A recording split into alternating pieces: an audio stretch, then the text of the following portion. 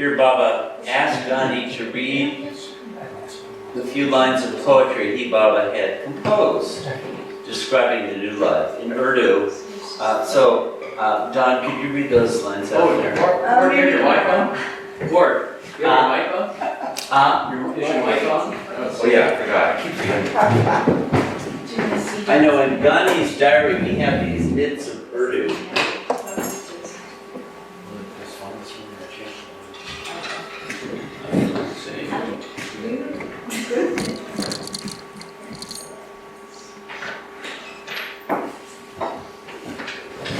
Gandhi's diary has some interesting stuff.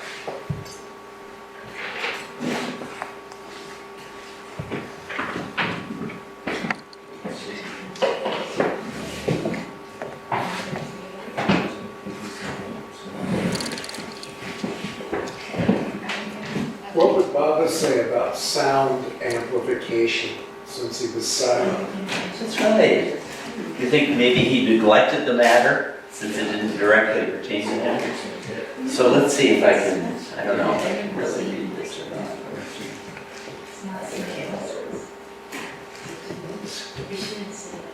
Well, I wonder, when they had these huge darshans, with thousands of people, did parents have a microphone or just? Oh yeah, they had microphones. Yeah, that's awesome. I couldn't imagine how else anyone would. Anyway, just starting with, we'll get started in a minute, but since this came up, there are these various little bits Baba dictated to Gandhi. This is the Urdu and it's Nai Zindagi Ka Anjam Hoga, Kisi Ko Kisi Se Na Kuch Kam Hoga. It's poetic, as you can see. Na Kana, Na Sona, Na Aram Hoga. Kasam Hoga Ham, Hoge Ya Ram Hoga. Kale Ni Puta Valab Jam Hoga. Jo Abdul Ghani Vo Sakaram Hoga. The upshot of the new life will be this. No one will depend on anyone for anything. There will be no eating, no sleeping, no comfort. It will be either our oath, ourselves, or Ram. Although a stone in the liver, that's kind of idiomatic for a lot of suffering. Although a stone in the liver, there will be a goblet on the lip. Isn't that nice? Although, so that's what is that? Kale Mokatava La Jamhoga.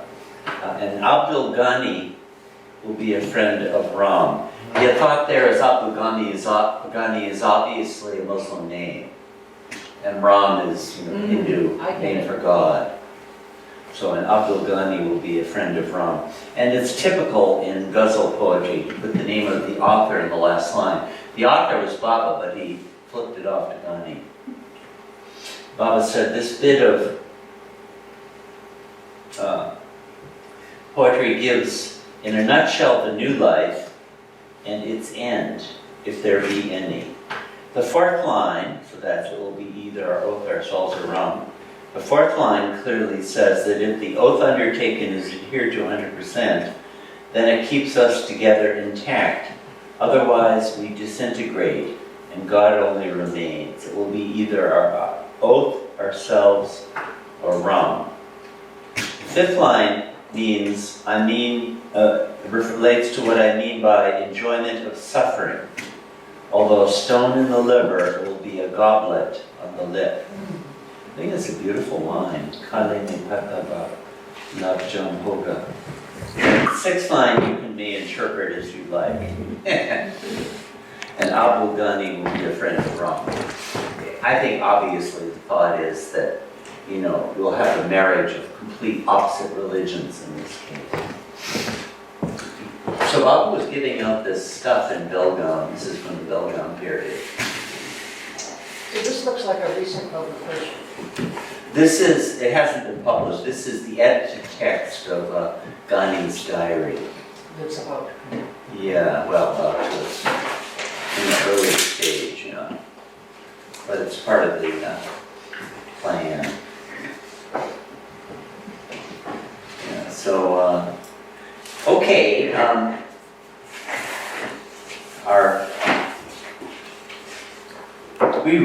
this is meditation, and I would associate that with the Langodi stage. So I think we should all put our Langodis for meditation. Yeah. Was there any time, he refers to the Langodi stage, Yeah. and he didn't have people dressed that way. There was only one time where he had all the companions do it, and that was in Sarnath. That's right. And he So it did happen. did. And he himself did it on 2 other occasions. This is one of the topics we can explore, what it means. I mean, I would tend, I'm being interpreted here, to associate it with meditation. And I wonder, maybe some of that Baba did in his seclusion work, maybe that falls into that category, or I don't know. But the companions hardly ever did it. That's true. Well, so this meditation now is our timekeeper still willing to timekeep? Yeah.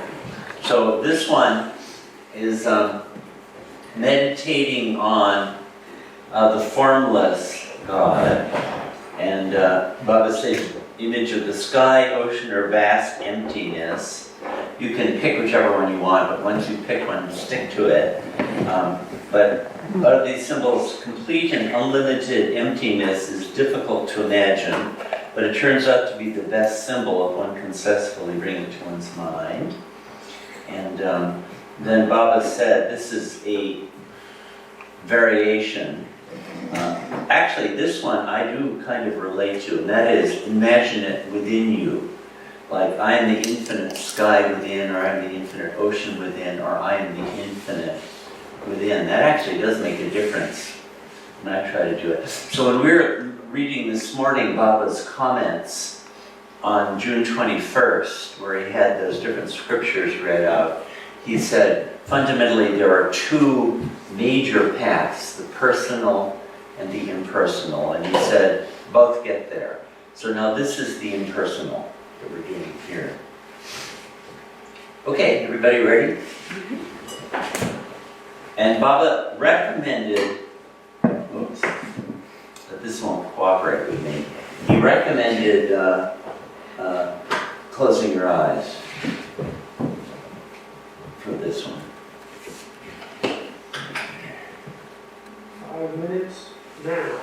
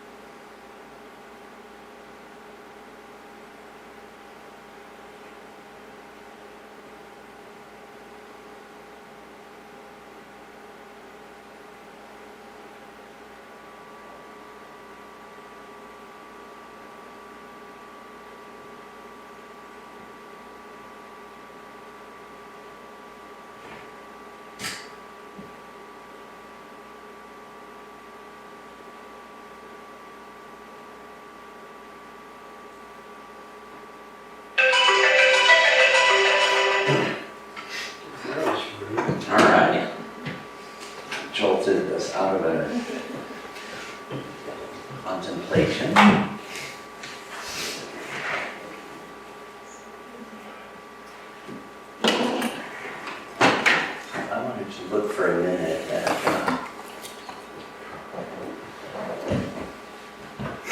I'm just going to read through some of the questions associated with what we did this morning in one. Okay, in a circular issued on 1st January 1949, Meher Baba said, "The year 1949 marks an artificial end to an artificial beginning and the real beginning to the real end." What do you take this to mean? We already talked about that a little bit. Where is Mount Abu? What are some of its religious associations? So, particularly Jain.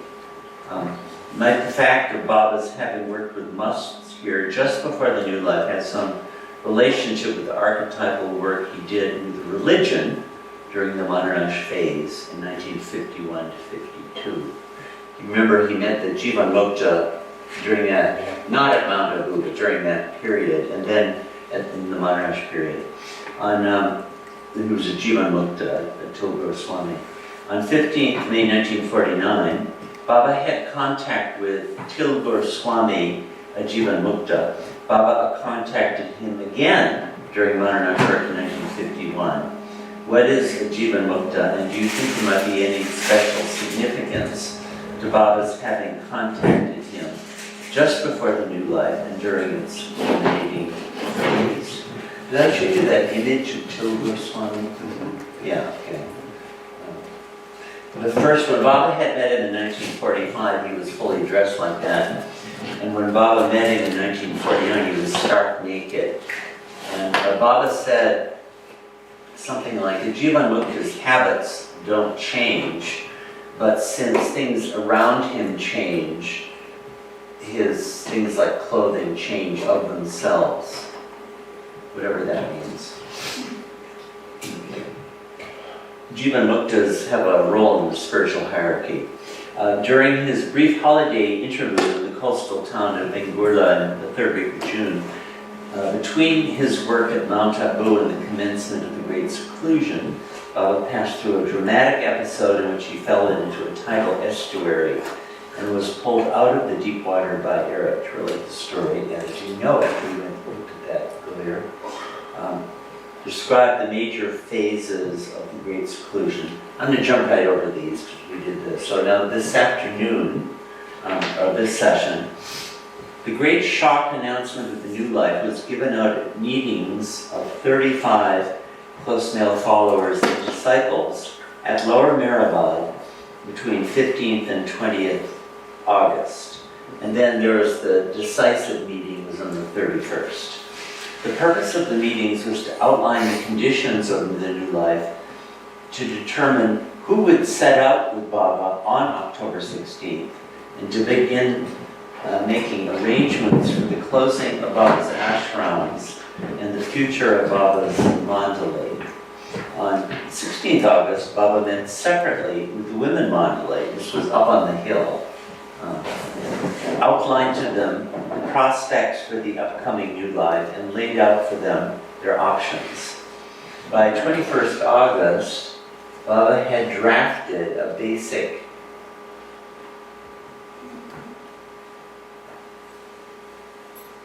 list of New Life conditions, and at a final meeting on 31st August, to which the 35 attendees of the earlier meetings were again invited, Baba presented a detailed circular which specified many of the rules and conditions of the New Life and required each of the men to signify their willingness or unwillingness to join Baba on the New Life with a simple yes or no.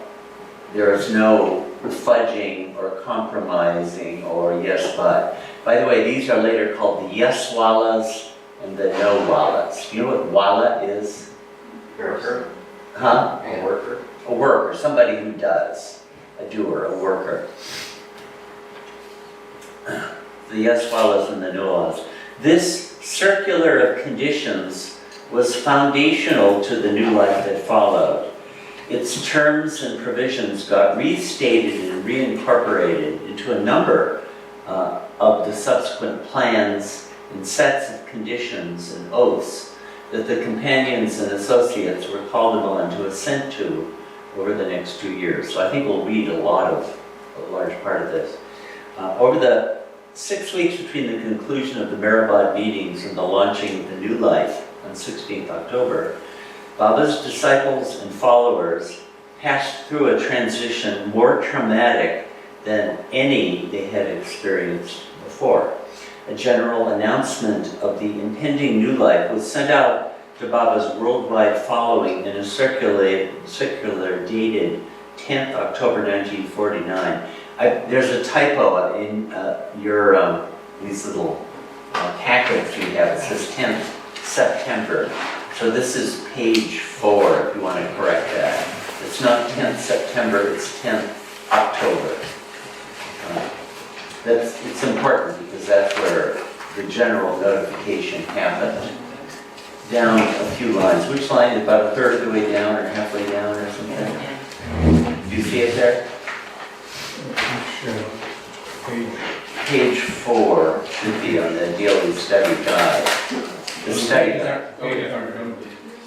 Not the syllabus, but the study guide. Okay, and that's from September to October? It says, I think in what you have, it says September, it should be October. September is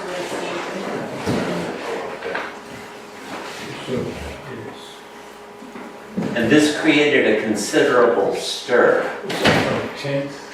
10th October, it should be not September, but October is what it should be. Meanwhile, those who were to join Baba as companions were warned in no uncertain terms about the extreme difficulties that they were going to face, while old life followers and disciples were told they should never expect to see their beloved again.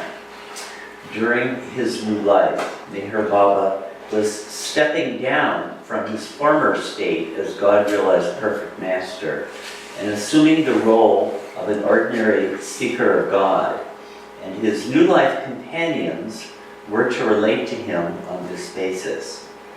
As it turned out, the tally of those who set out with Baba from Meherabad on 16th October came to 20, including 16 men and 4 women.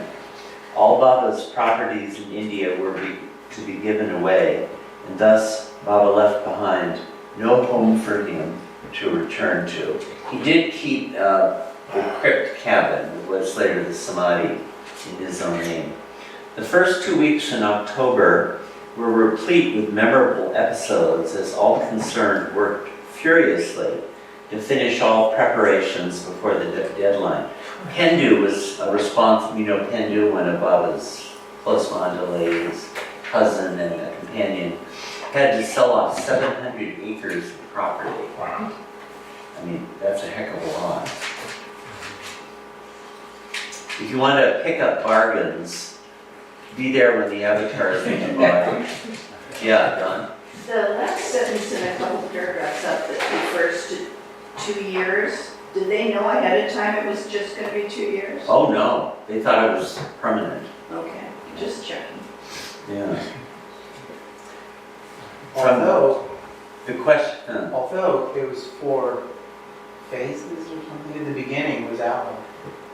yeah, there were going to be 4 phases, but the last phase was the new life proper, which would go on forever. Yeah. At one point, the question did come up when Baba would refer to the end. What do you mean by end? Baba said, by end, I mean aimlessness. Aimlessness. Total aimlessness. So the end of intentional, doing anything intentional. yeah. So was the end of aimlessness? or- No, the end would be aimlessness, the achievement of aimlessness. Because when you've reached a state of total aimlessness, you just don't care anymore. What is time to you? Kaisi, jaisi, vaisi, etc. Well, is that not similar to what the mosque experienced? The must experience? Yeah, or the Jivanat? Well, I think, not having experienced the most experience myself, I bet you they've got all sorts of hopes and desires. Really? Yeah, I don't know. Any other, I mean, on their own level. You know, probably if you're in the plains, you like prawn, want more of it. There are Barbecue, apparently- especially. Huh? Barbecued prawn is. Barbecued prawn, delicious. And there are spiritual offices. I think there are desires and of all sorts on the plains, so I wouldn't be sure at all that they're in a state of aimlessness. On the sixth plane, you probably want to be one with God. So, The description you gave of Cha-Cha Baba, oh, now he was seventh plane, so he was in the state of aimlessness, but he was God realized. But- God realization is a being. Hmm? It's a state of being, is it not? I mean, It's you pure are- being, yeah. You are Tatswamasi. But then the creation is gone for you completely. It doesn't exist anymore. So there's nothing to do. There's nothing to do because there's nowhere to do it in. There's nothing but you. There's everything. Yeah. So, Well, and nothing. But is that the announced goal then, of the new life, to attain that state of? no, he never described things in those terms at all. Like the idea of becoming God realized just doesn't come into the story of the new life. I don't see it. Do you guys, did you see it anywhere? Well, Yeah. Manonash, right? Isn't that it? Well, I suppose, but it was Manonash. It wasn't Bakabila, or, you know, it wasn't never called Samadhi. It was Manonash. Manonash. He only described the negative part of it, getting rid of the mind. Oh, yeah, that's true. He never affirms the positive ideal that I see. One of the big themes of the new life is the abandonment of all spirituality, you know. And, you know, like to be seeking God realization would be a spiritual motive, would it not? Yeah. Well, there's the dichotomy, because during that period is the alabaster models of the Yeah. five religions and the reading of the different spiritual texts, and so Yeah, he did engage it to that extent, yeah. He dealt with religion in that way. Yeah. Well, that's a good question, you know. What the heck was that about? I mean, it looks like he was working with the great religions of the world. It would look like that to me. But I don't know. I mean, but let me flip this out there. The Baba's repudiation, so to speak, of spirituality. He would often say you can't expect any benefit, material or spiritual. He was very emphatic about that. And what comes to my mind is, I think one of the great banes and curses of most paths is the desire for spiritual gain. I may be giving up the world. Other people may think I'm a piece of crap, but I mean, I'm getting somewhere. I'm moving along, you know. I'm kind of moved ahead of Brian here, you know. I'm kind of a notch up on. You know, the ego will go in for this stuff. And, you know, I think in a lot of these spiritual groups, I bet that's really a big problem. And so forget about spirituality too. That's just my own thought. Did somebody want to say something? Yeah. Ward? Yeah, oh yeah. Sorry about it. I got the feeling many times that he was taking apart the religions of the world. Reading. So, I mean, when he was going and doing all these religious things, sometimes it just felt like, oh, that's the end of it. Well, he did say at the very end of it, the rites, rituals, ceremonies of the real world are hereby consumed into flame. He didn't actually say the religions of the world. He said the rites, rituals, and ceremonies of them. So hopefully, you know, I mean, I imagine if it's beads on a string, maybe. But this is a good question. This is a question for us to, you know, explore during these days. What was he doing? Yeah, and if you're not supposed to be engaged with spirituality, hey Baba, put away your models. Get rid of those models, you're breaking the conditions of the new life. Yeah. And you were saying that Muhammad went in and destroyed all the icons. Yeah. It seems there's some connection to that. Yeah. Yeah. Did you want to say something? Well, there is, one way to look at it is that there is consistency. One way to look at it is there's consistency between the, Hold the mic on. one way to look at it is consistency between the modelly or the companions. Not looking for spiritual gain, not in a sense, kind of modifying the spiritual path so that you're not looking for gain, like you said, Yeah. and working on the religions in the same aspect. Yeah, that's what I would occur to me too. Of taking the rituals and Yeah. kind of, tossing them aside or something. You use much better words than Yeah. you said there. But there's a consistency there. It's both, it's taking the spiritual path and taking some of the form out of it. Yeah. Yeah, that would make sense to me. You know, in Infinite Intelligence, Baba has a big section on Bhakti Yoga, that's devotion. And most of the rites, ritual ceremonies of the world, Baba said, belong to Bhakti Yoga. And he differentiates between Sakam and Nishkam Bhakti. And Kam means desire. So Sakam Bhakti is Bhakti with desire. And Nishkam is Bhakti without desire. So what is Sakam Bhakti? You know, I've lost my job. Oh God, help me get another job. Or my wife is sick. Oh God, help her to get well. You know, it's sort of natural for people to turn to God in such cases. But it's for a desire. You're trying to get something out of Him. So that kind of motivation permeates so much of religious practice. I mean, I would bet most devotion is Sakam.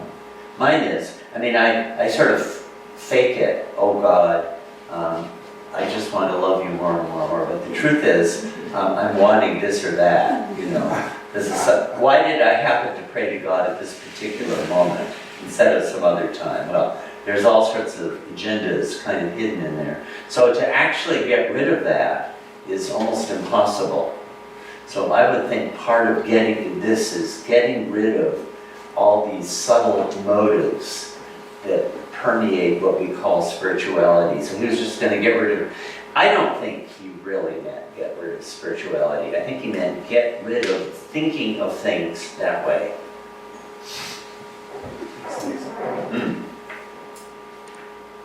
Just on reflection, the liturgy of the Roman Mass, Agnus Dei, Peccata Mundi, Lamb of God, forgive the sins of the world, is that kind of desire for divine intervention. Baba did pray for forgiveness a lot during the new life. He did have that. A lot of his prayers are of that kind. We had the repentance prayer, but a lot of the other times too. Let's keep these questions active. This is a lot of trying to figure out what the heck the new life was. Almost on the eve of the new life, Baba asked his longtime disciple and future new life companion, Dr. Ghani, to compose a ghazal in which he was to ventilate his complaints. Some of you guys must have read that. Jeremiah is talking. Yeah, Jeremiah. You know what a Jeremiah is? What's a Jeremiah? It's a horrible complaint. A wailing complaint. Wailing. Yeah. Named after the prophet Jeremiah, who had a lot criticisms of the world around him. Kvetch. Yeah. Once Bell, just for his entertainment, Yeah. we kind of spontaneously acted this out while he was hanging around resting.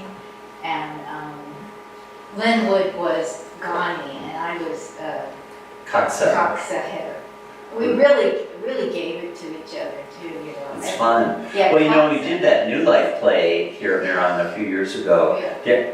There was a song. I wish if there's somebody else who would learn it, we could do it. It's fun. We did a boiled down version of it. It's a hoot. Maybe we'll have time to read some of it. I mean, these were both very good poets and very good sports also.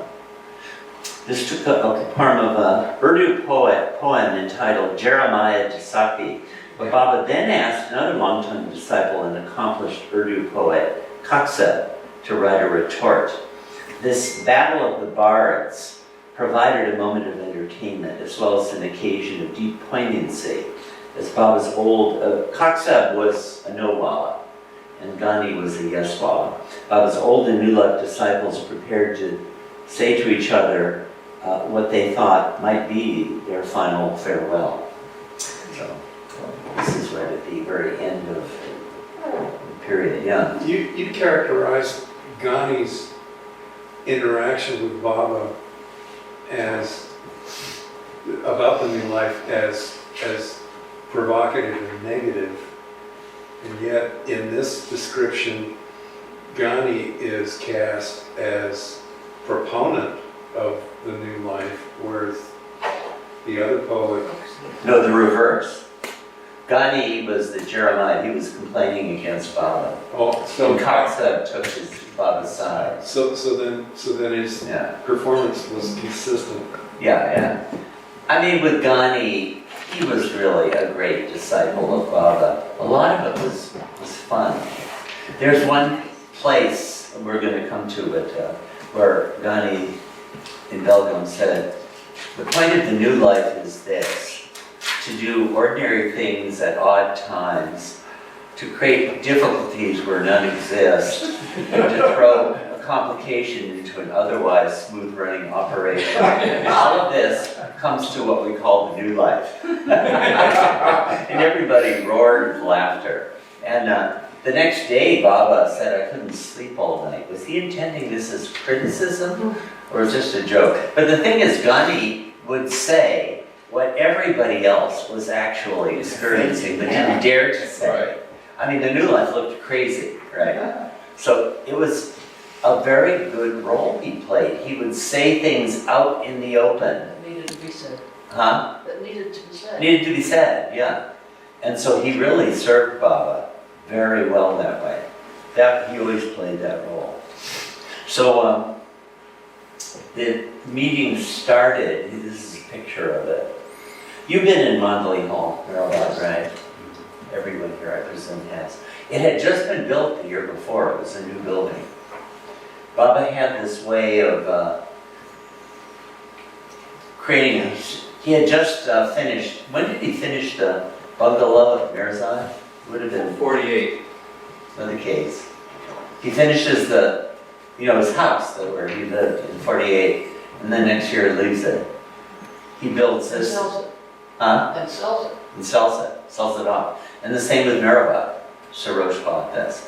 In fact, Baba gave an example in some of his stuff where he said, he's warning people, don't be deceived by some of my old practices, Baba said. For example, I just asked Padre, was it to install an electrical system? I think it was. Yeah, there's a... At Meherabad. But I'm going to be leaving it and selling it off right after that. Well, Baba said, this is my old practice, to continue under the old regime until the moment it changes. And you can call it method, you can call it madness, but this has always been my way. Don't be fooled by this, that I'm going to come back to Meherabad and use the electrical system. That was the idea. So he was giving all these warnings throughout this whole period. Yeah. So, in the transition from the old life to the new life, Baba divests himself of all attachments, and yet those properties remained within his domain. Well, you see, he would have said they didn't. Well, technically they didn't, and yet Sarosh was bound to him, and But Baba was completely severing his connections with old life people. Yet they remained faithful. Well, that was their affair. Well, He was not, actually, in their particular cases, they were arrangement wallas. But that had nothing to do with their ownership. You see, there's a real legalistic aspect to this. Baba was cutting all connections with his new life and his old life followers. Had nothing more to do with them. And nothing, he didn't want any old life affair brought up. So, okay, the ones who bought the property were arrangement wallas, Sarosh and Mirji and Neriman. But that was their affair. It had nothing to do with there being arrangement wallas anymore because Baba was disconnected with all of that. And thing is, Baba was really saying, take this seriously. Don't expect me to come back to it. Now, as it turned out, he did come back to it, as it happened. But that certainly was not what people understood at the time, or what Baba seemed to be saying at the time. I don't know, do you not believe him? no, I don't, because Good. inertia, you know, there's an inertia. He starts something, a wave or a rolling mountain boulder, and it continues with or without his involvement. And for the sake of this new life fiction of him not being the avatar, he officially renounces his attachments and goes off without striving, without ambition, without, what was the word he used? Desire, but the inertia of the movement that he started with his faithful. Was going to continue? Yes. Well, we have here a Dr. Ghani on the Yes. anti-Baba side of it. Do we have a Coxeb in attendance? Will stand up for Baba? Uh-oh, Dr. Ghani's winning. All worms arise. You have nothing to lose. This but is, your you know, birth. this is the king of the worms. Did you know that? We decided that in a previous session. Anyone to take up Baba's cause here? Yeah, All right. I'll give it a shot, just from the way that I read it, Yeah. is, in retrospect, it looks that way. But at the time, for the people involved, they were moving forward with no expectation Yeah. of any of this, that their time with Baba was over. So, and Eric even says in Tales of the New Life about, oh, let's see, I gotta capture that point, about how Baba was, you couldn't understand Baba's ways, but he was doing his work, which he could have done without any of the followers, but he was doing this for the benefit of the followers, allowing them to participate in this new life experience. But all of that is viewed in retrospect. And at the time, Yeah. I think his pronouncements were made, and from the perspective of the people that heard them, they were moving forward on that basis, which was either by intent or by, well, I mean, I'm not going to pretend to put the inner meaning because it's beyond mine. But from their perspective, that was the reality. And and so it's only in retrospect that we can make the statement that But if you put yourself in that moment at that time, this was the landscape, and this is what people were operating in. Not that, Baba's just joking with us and he's going to come back later and take over Meherabad. So the reality for those people in that time, until it changed, was the reality that we're proceeding now without our connection to Baba. Yeah. And that was 100% for them. And it was 100% in part because that was the way they lived their lives. They lived their lives in absolute obedience to Baba. And so if that's how he said it was, that in fact was how it was. Well, you know, it's certainly, this is really bringing up, I think, the dynamics of these meetings. Because I think lots of the people who had been with Baba and would see how he would be merciful, so to speak, and soften and compromise, were kind of hoping that that would happen again. And Baba would soften and not really do it. And Baba in these meetings hammered again and again, I'm not joking, this is for real. Take it seriously. And that, I mean, it came up again later in other ways. Like Gandhi with his house later said, a year later, well, when Baba said this, I didn't really believe him. So I'm sure that this is the whole, a lot of the dynamics of these meetings were precisely around this. These two, yeah. I wanted to make, so as I was thinking about this after I spoke, there was the perspective of the Mandali and other Baba followers that I can kind of speak to. And then there is Baba's intent and the purpose of all of this within Baba's work, which is beyond our fathoming. He didn't tell anybody what that was, Yeah. or why he was doing any of it, and I don't know that there's ever going to be any knowing without completing our evolution Yeah. of that. But, so,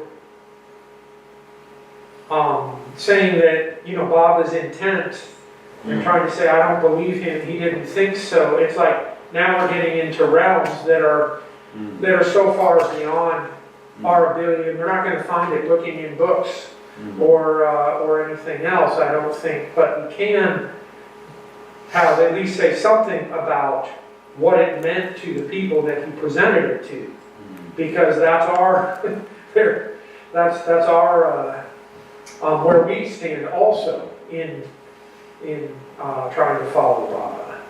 You know, I think it's very appropriate for us to be discussing all of these things because, like when they were in Belgaum, Adi had a real outburst, and we don't really know what it's about. Were any of you able to figure out what it was about? But he said he had all these doubts and suspicions about Baba's intentions. So I think these thoughts were occurring to some of them also. We're talking Adi, he's one of the earliest, for God's sake. What, in 1921 or something like that? Been a disciple. Yeah. No. Take the mic.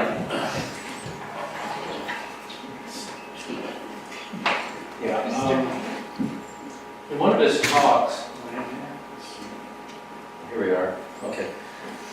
He said that he just made a real brief comment when he was, I asked Adi about the new life when he was talking about it in one of his talks, and he said that he just alluded, he didn't really go into detail, he felt that one of the aspects may have been that up until that point, there were so many people that were supported by Baba, and that this huge ashram and all this, and a lot of money was being spent, and all, he had this, like a pretty big burden of all that. And this was, one aspect was just cutting that back. He felt that, and I think probably in that, when he had that talk with Baba, Maybe this, that was... it was one of the things he brought up, is this why you're doing this, you know? Just to get, cut back all the burden on you. You know, that does make sense. Because from his family position, he would have been much more in touch with that than most people. You know, Adi's mom and dad, Gomai and Kaikusru, were big shots in Ahmednagar.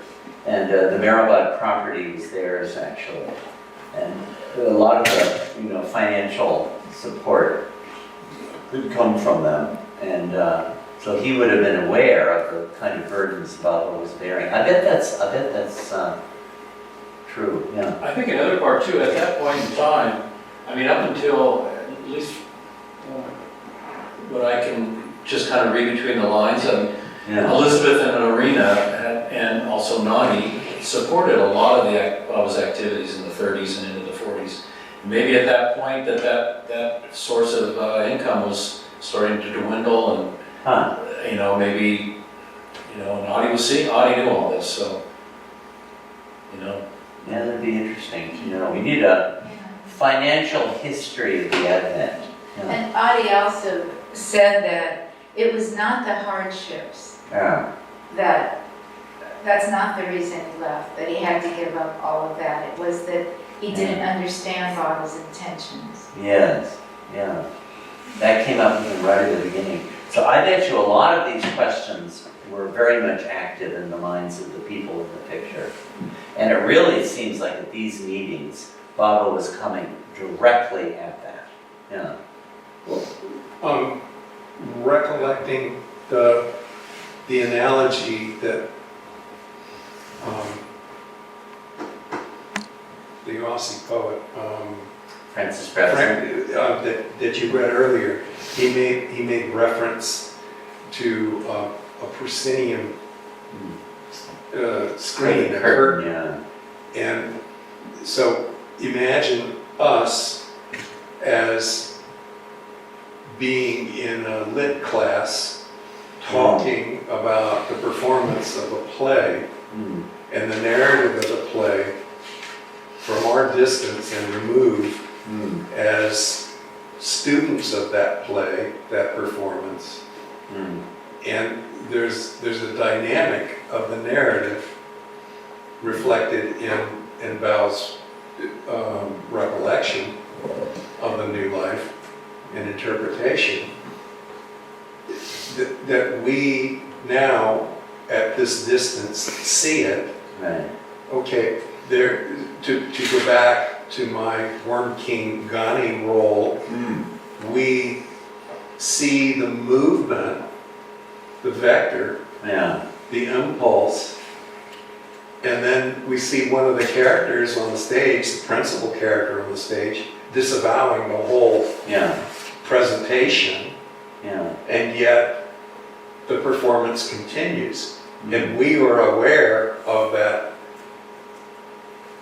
continuation because we have the old life, the new life, the life, Mm. and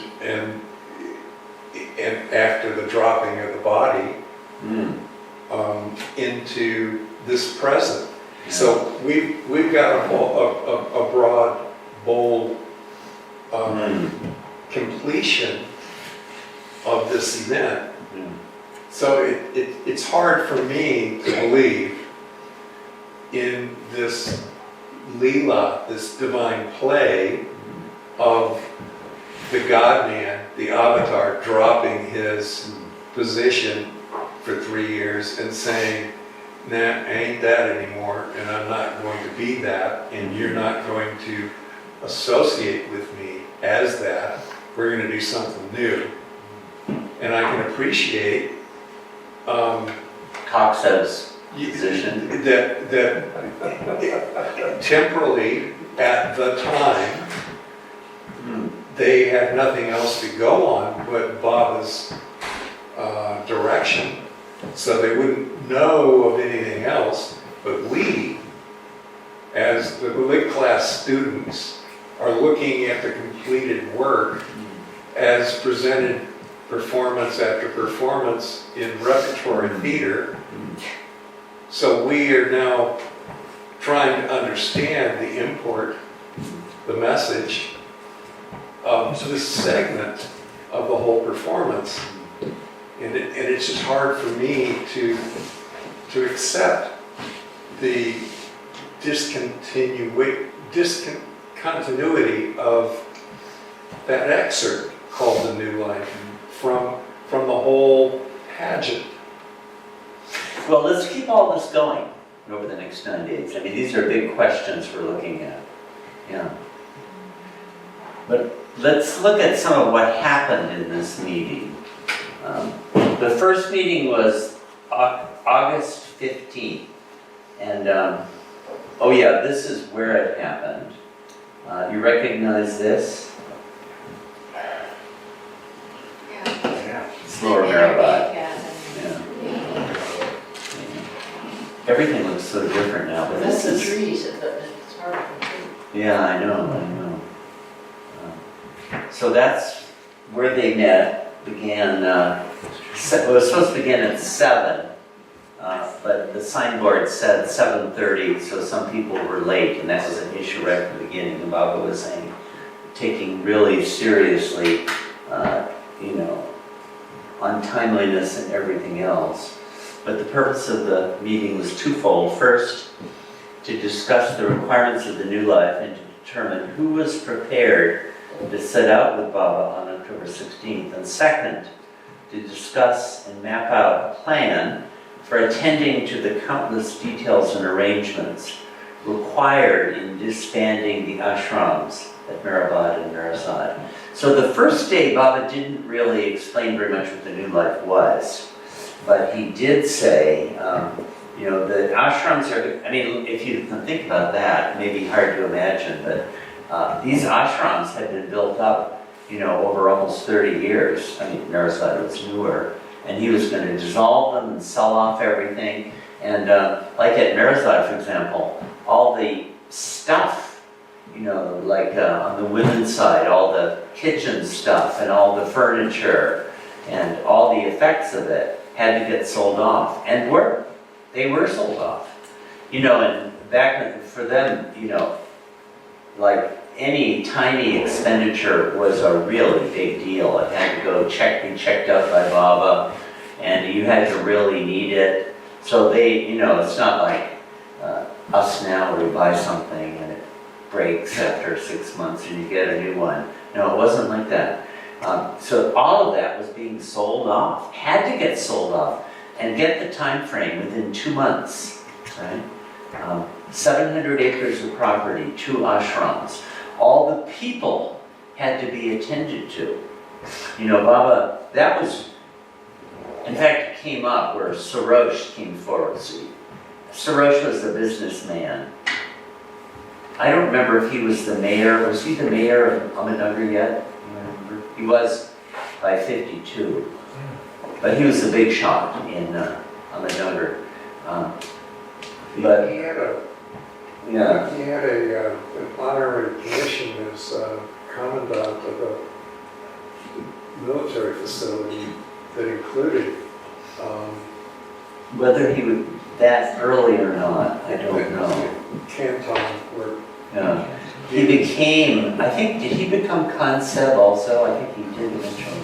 Anyway, he was very prominent. Actually, Adi's father was probably the leading personality, business guy in Ahmednagar. He was dead by this time.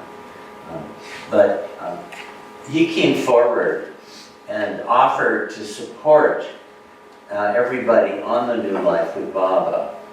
And, that's quite a generous offer. 20 people who are just going to be wandering around. And Baba was very touched by his offer, but he said, you're missing the whole point. There's not going to be any provision made for us. All I'm concerned about is the people who are staying behind. So that was most of the point of these meetings, how to provide, especially this first one got going, how to provide for the people who are going to stay behind. Like Chris is saying, who are dependent on Baba. Where are they going to live? Where are they going to do? So that was really a focus here. And How many of those people do you suppose there were? all told, I really don't know. It seems like the people who get named is maybe 30 or something. Anyone know better? Well, and there were Quite a families. few. But there were families, and probably the grand total was a lot more than that. So maybe 100 by the time we got families. Yeah. Well, who had to be thought about one way or another. maybe not all of them had to actually get supported, but the people living in Meherabad had to be attended to. The people, there's like, for example, Kitty and Rano, as it turned out, they would have to leave. So what were they gonna do? So Baba arranged for them to stay with Miraji and Bombay and so forth. But then, by the way, to Faram working Boxwala, who was to take extensive notes, Baba remarked, "Stick to me like a leech and try not to miss anything that I may say to anyone during these days." So Ramju always, this is from Ramju. This is based on Ramju's account, by the way. So he was always, as a textual editor, indulging in a practice that I much approve of. He was citing his sources. Some of you must have met Faram working Boxwala. Yeah. Fred, did you meet Faram? I saw him, he'd sit out in front of the trust on it. When he pointed him out to me, but I never had a conversation. He was, I think one could say, a character. Very much a character. He He didn't have to say anything. You didn't even have to talk to The way him. he looked and walked and everything. I don't know how you describe him. He was like Didn't. a kook. He was a total, but all he ever did was work. Erich said he was the hardest worker he's ever met in his whole life. He just lived in the trust office, and he would get, and they're not crows, it's a bird like a crow, I forget the name of it. Ravens, yeah. And they kept attacking him. Whenever he walked across, for some reason they had a feud with Faram. I think he threw something at him. Oh, was that it? Yeah, and then he had to wear a cover Umbrella. on an umbrella. Went out with an because umbrella. They would dive bomb him. They attack him. And he was like, I don't know, super nerd, or I don't know what you call him. Well, he was just had a little like quirk, and then he had these thick glasses on, and Yeah, stood up.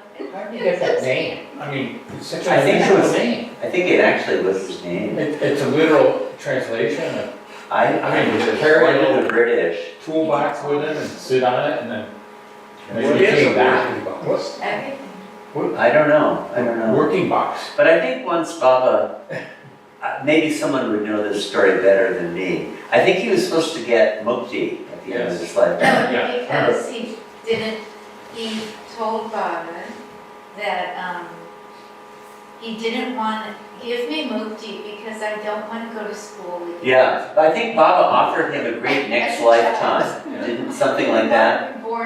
If he was reborn again and as a child, and then in his childhood had to go to school, he just said, "I can't do it, Baba. Give me mukti." And Baba But I said, think Baba was offering him some great next lifetime. Wasn't there a context like that? I don't want to go to school again. Yeah, You should that's have it. Peter Nardine Yeah, who could imitate him. that's it. He was such a character. But Baba said, "Granted." Yeah. Last lifetime apparently. So Anyway, he this told is the me- guy who took the notes. So I would say it's very reliable. He was very much a hard worker and just, so Ramju got it from him. So, but they all showed up and, let's see. Yeah, so these are the three things that Baba announced right at the beginning. I will be absolutely helpless in the true and literal sense of the word on account of some personal disaster to me. See, Baba hasn't said yet what it was going to be. And before that happens, on October 1st, I wish to make whatever arrangements are possible for the mandali within the limited means at our disposal. Therefore, thereafter, I will have to stop, and I shall stop attending to the material affairs of anyone. After this, I'm done with all material affairs. I will allow only those persons to remain with and near me who are in every respect ready on their own responsibility to fulfill and carry out the conditions that I lay down during these few days. He didn't do it on this day, he did it in the subsequent days. I will be beyond the reach of all others.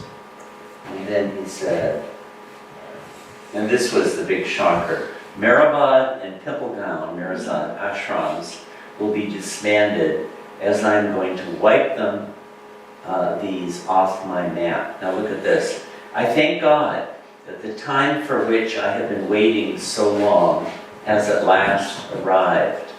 The whole world will know how and to what extent I become helpless, and I will come to know how far the Mandalay will go with me. In brief, this is the gist of what we will discuss and have to decide upon. So already it was quite a jolt. This must have been so terrifying. Yeah, it was.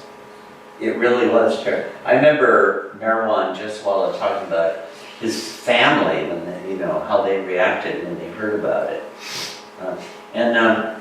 Another thing, this is about how Olive started to say something in Persian, a personal thing, and Bob said, no, say it in Hindi, because that would have been a language understood by most of the people there. Nothing private. And Papa Jesawala wanted to give a note to Baba, and Baba had them read it out. Nothing in secret. And he mentioned yesterday there were these affairs later in the new life with Ghani and Sadashev Patel about their houses. And it was very much dirty laundry. And Baba had it all published in the circulars that went out to everybody. And most things about the new life they didn't hear about, and they heard about this. So it was nothing was going to be kept hidden anymore. Right out in the open. Okay, if we're talking about the new life now, seems like this is a feature of it. Up front, don't hide things. Nothing secret. You agree? Yeah, it should, even more so. It should Even more so. No lying. No private agendas. Your dirty secrets come right out in the open.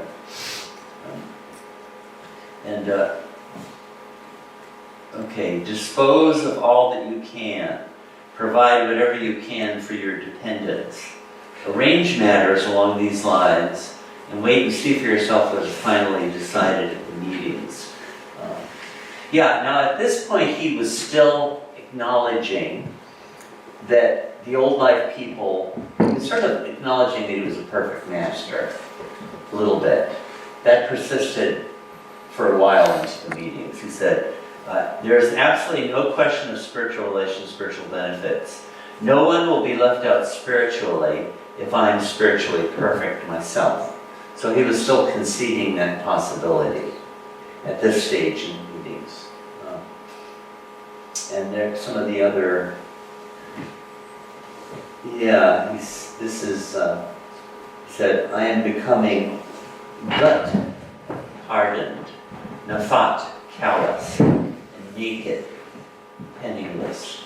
Some of this, okay. Yeah, here Baba explains, I was just relating some of this. Do not get misled so this is his retort to the king of the worms here. Do not get misled on account of my apparently eccentric habits and customs up to now.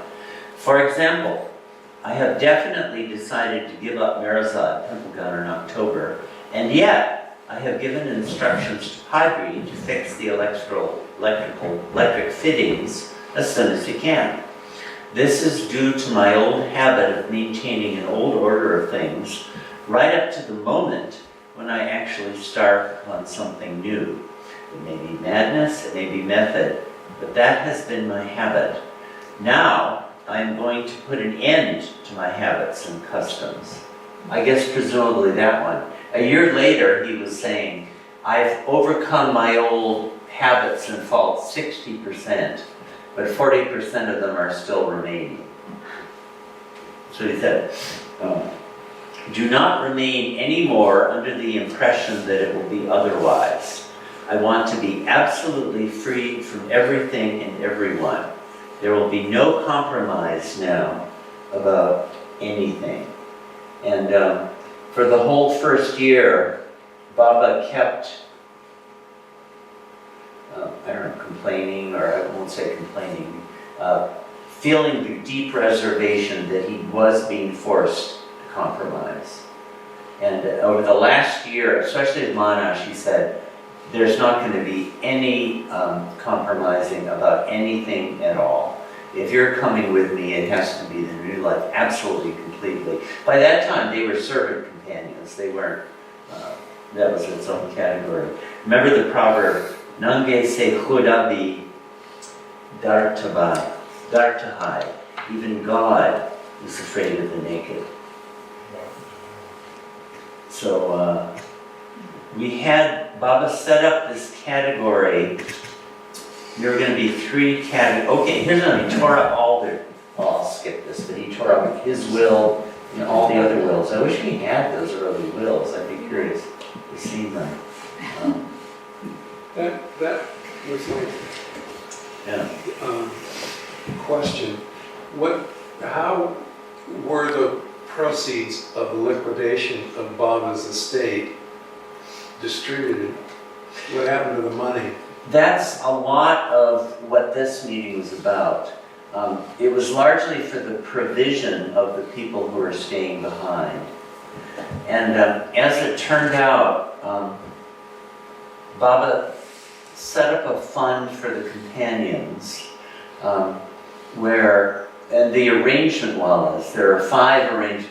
Sometimes it says 4 and sometimes 5. This is a point I'm unclear about, but Merji, Naraman, Sarosh, Ramju, and Jal Karawala were arrangement wallas who had certain abiding responsibilities, and these funds were left with them.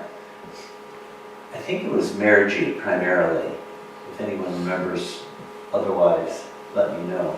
But one part of the funds were this, that there was going to be 1,000 rupees for each companion, plus an additional 100 rupees per companion for travel funds if they were sent away from the new life without fault. So that would give them a little bit of money to, set up shop somewhere else. And I think that was it for them. And a rupee in 1949 was worth? About $1 in 1949, I think. So that was, a bit of money. Like, The rupee to the dollar was equivalent? I think it was. Maybe somebody could look it up. That's what I think about. Yeah. I know it's 80 now. And the dollar was worth a lot more then. So that was, a little bit of money, but for a whole lifetime, those are your lifetime proceeds. Also, Baba said wills of the companions should be made out in favor of the new life or of him. I don't think it was in favor of Baba personally. I think it should be for the new life. So the rest of it was going to the people who were Baba's dependents. And if you read the New Life circulars, sort of, where did I put it? Oh, I didn't, yeah. This is actually the Meherana copy I've had in my room to reread. These are the 1967 printout of it. But there'll be some of the circulars are all about money, about what money was collected, not from this early period, but from later, how exactly it got spent. This much to this poor family, this much to this kind of person, and so forth. An exact accounting. Did you want to say something? Well, I was just going to say something about the value of that money. So Yeah. that when my mother went to college, which was in the 30s, my grandfather earned $1,200 a year Yeah. as a skilled inventor in the research department of an automobile company. So $1,000 was a lot of money in those days. When I went to college, my father earned $10,000 a year Yeah. as the head of the plumbing department for the city of Detroit. Yeah. So it's somewhere bracketed in there. So it was a substantial amount. As it turned out, during the gypsy life, might have been November, or maybe December 1950, when they were traveling up to Dehradun from Benares, they needed more money, in good part for the animals, fodder and stuff like this. And so Baba came up with a plan that they would all those who wanted could donate their 1,000 rupees into a common fund. And they could choose not to or choose to. There was no pressure on anybody. And they all chose to do it. So at that point, they didn't have anything, as it turned out. So all their money was gone. That would have been left aside for them.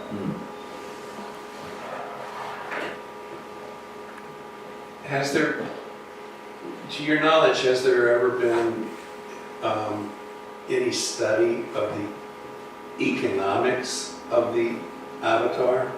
You know, I hope that in the future there will appear, I mean, the number of Baba scholars is very limited. I'm not like the only full-time person in that category that I know of, unless there's somebody else. But it would be really good to have this study where, and we have to get a Ouija board and corral Adi to give us information. He's one of the people who would know. Or else go through his files and see about how the money. I think at one point in the 50s or 60s, Baba made the comment, over my lifetime, 1 crore of rupees has come in and all gone out again. And 1 crore is 10 million. Could it really be that much? I guess it could. Yeah. Yeah. But Adi would have been one of those to know. But I bet you if you had to be Baba's accountant, it was yes. We'd all be like the king of the worms. There'd be no hair because we would have torn it out.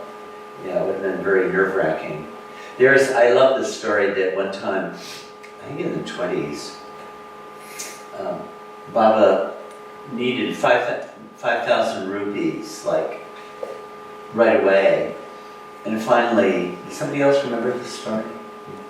Rao Sahib said, okay, Baba, he was one of his Mandali, I'll get it for you. And Baba said, I need it by, let's say, Tuesday morning at 10 o'clock, let's say. And so he had to go to, Rao Sahib had to go to Bombay. And Tuesday morning came and he had to return. You know, he had to travel from Ahmednagar to Bombay and get the money, right? And he came on Wednesday. And Baba said, why are you late? And Rao Sahib just came and gave him the 5,000 rupees. And Baba burned it. Wow. Can you imagine what it would be like to be in charge of Baba's finances? It's like, oh my God. What? You want to shake your fist Well, at I'm glad you did. Yeah. He was late. But Baba says his order mattered much more than the 5,000 rupees did. So that's how it was around How Baba. do you serve the avatar with that double bind? That's a crazy maker.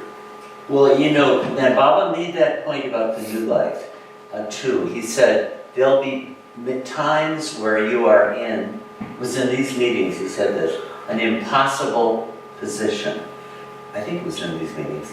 For example, Baba said, you know, there's a standing order that when I die, my body should be brought to the, Samadhi at Meherabad. That was still in his name. So let's suppose we're up in Tibet, and I die there, Baba's saying. Well, you won't have any money, and you'll be forbidden to get in touch with Sarosh or Merji or anybody else. And you won't be able to get ice to put my body in, but you'll be under the duty to get it to Meherabad. You will be in an impossible situation. That will keep coming up in the new life. That's what Baba said. The absolute double binds. And there's no solution to it. Yeah? And they were forbidden to eat unless it came from his hand. Yes, he gave that example too. In fact, on the day after this, you want to take a little break? Would that be good? Yeah. I'll just give this and then we'll just a little 10-minute break. Baba had praised Alaba. Some of you may know what Alaba was like. Russia. Russia. he was distinctly of the enthusiastic type when it came to Baba. So he was love mad. And praising him, Baba's praising him is a dangerous step, right? So Alaba was so overpowered. He was sitting close to Baba and he reached forward, he touched Baba's feet. No, no, no, no, no. Baba became extremely serious and said, Alaba, stand up. And he bowed down to touch Alaba's feet, and Alaba screamed and jumped up into the air and was falling down. And Baba sort of caught him with his hand, and it turned out Baba's hand and arm were really injured. For a whole week it was in a sling, and he couldn't use it. And so then, but when it was done, Baba said, get up. And Alaba got up and then he bowed down at his feet.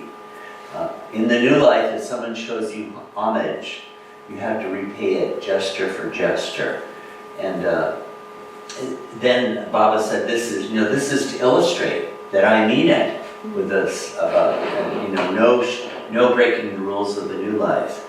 And Baba said, maybe someone could correct me, but Baba said something like, for example, if I were to ask you to spit on me, would you do it? And Alaba said, that would be a matter of going to pieces. And Baba said, no, it's a matter of obeying the conditions. That's all, just obey. So that was a real illustration that the whole thing was really in real earnest. So Baba's arm was completely out of commission, and Baba gave an illustration. For example, let's suppose something were to happen to my other arm. Well, one of the rules of the new life is you can't eat any food before it comes to me, Baba, and I give it to you. But I won't have either arm to give it to you with. You'll have to go hungry. See? Because it's against the rules. It's like the conditions and the rules mattered more than Baba did, in a way. It was always obeying the conditions of the new life. Well, let's take a 5-10 minute break and then resume. Although there's stuff in there that Ramju left out of this. But this is the authoritative documentation. Well, it was done under Baba's direction. Yeah. This is, Baba told Faram working Boxwala to stick to him like a leech and to note everything he said. And that's where Ramju got this from Faram's notes. Yeah. So here we have it. So I just wanted to remind you all of this crucial source document. And this was published and was made available by the end of the year, so people would have seen this. At least people very close to Baba would have seen it. So these are, you can see, nice responsibilities before God. Is this not available on the trust site? I don't remember. Yeah. No, this is major document. So, This was done under Baba's direction, yeah. It was done by Ramju, yeah. then that just supports my contention that Baba never gave up his role as the avatar, truly, because he maintained, The documentation of it. yes. I thought, boy, Baba's taking the beating here. The New Life Baba is really, the king of the worms is after it. Now, I want to be sure we read out the conditions of the New Life, but before we do that, the first meeting was on 15th, and on the next day, Baba had a meeting with the women up on the hill. This is the year before. I don't think there are any photographs from that particular bunch of meetings that I've ever seen. Although I think they have one. Do they have the 4 women photographed in this? Well, anyway. Meetings. But I'm thinking with the women up the hill. Anyway, this is one of them. Go here. So this is where Baba told the women that, you know, the ashram was being dissolved and the women mandali were being, as a group, dissolved the same way the men mandali were.